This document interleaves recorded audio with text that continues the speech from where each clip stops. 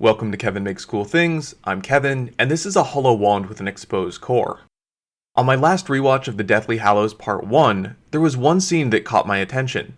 It's when Voldemort snaps Lucius Malfoy's wand and comments on his wand core. It got me thinking how wand cores are kind of awesome, but we never get to see them. Sure, it would be kind of gruesome to look at dragon heartstring, but what about unicorn hair? I thought it was a neat idea, so I decided to try making a wand with an exposed core. I knew from the start I wasn't going to 3D print the entire thing. I've 3D printed entire wands before when they have tricky curves, but most of this wand is going to be straight. The only complicated part is going to be the handle, so I decided to 3D print just the handle and use a bit of dowel for the rest.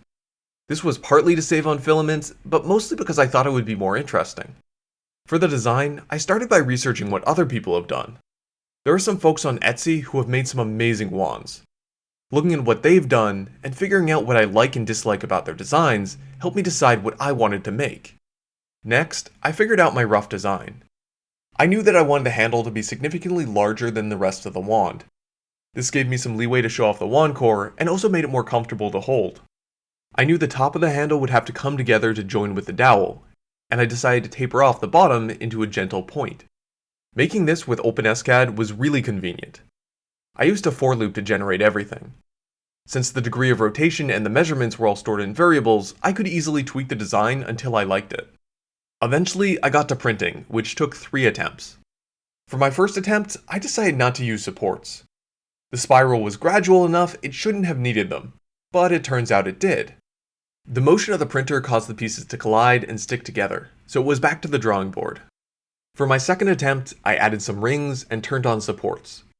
These held the pieces apart during printing, and this attempt printed successfully, but it had a flawed design. For my first 2 attempts, I decided to print the handle in 3 pieces because I wanted to make it easy to sand.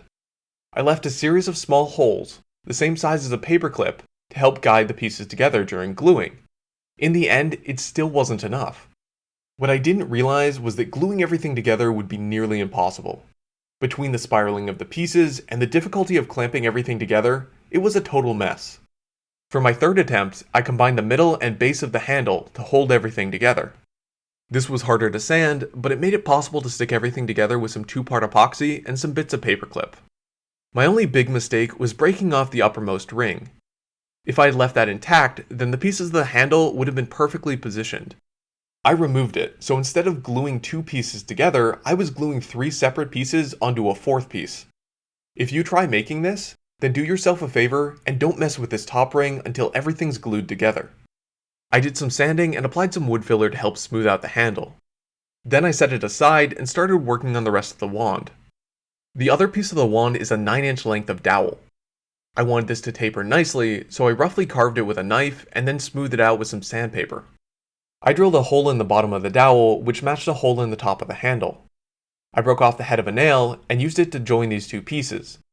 I felt this was important because I worried that if I only used 2-part epoxy and I didn't have something solid joining these 2, then it would easily snap at this point. I also bought some silver wire from Joann's. This was in their beading section and was around $5. I got it because it was the right size and looked something like unicorn hair. I straightened out a piece of wire and threaded it through the bottom of the handle, and then up into the same hole where the nail goes. I used some 2-part epoxy to stick everything together, then I snapped off the excess wire. I applied some wood filler and did some sanding to make the join between the dowel and the handle look seamless. I used some white acrylic paint as a base coat and then covered everything in the same brown paint I used for my last wand. I made it look more like real wood by mixing a darker shade of paint. I'm not skilled enough to imitate wood grain, so I put a bit of dark paint on the wand and used my fingers to smudge it along its length. I finished it off by applying a couple layers of gloss Mod Podge, which gave it a nice shine. There were some frustrating moments in this project, especially during the printing, but I really like the result. I find wands are fun to make, and you can expect to see a few more in the coming months. If you want to make your own, I've included a link to the files in the description. If you want to support the channel, then please like and subscribe.